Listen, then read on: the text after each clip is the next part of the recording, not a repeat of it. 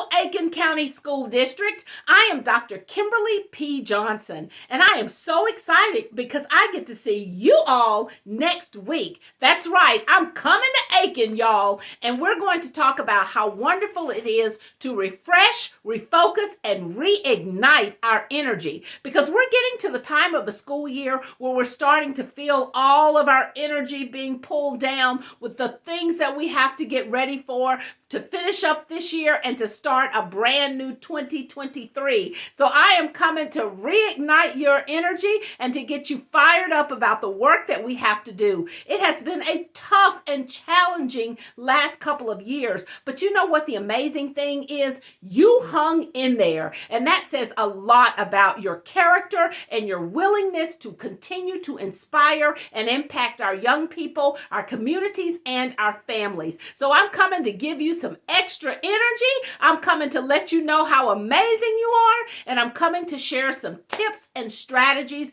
that will keep us energized and focused on the work that we have ahead. So I will see you guys real soon. Be ready, Aiken. Be ready. Be ready.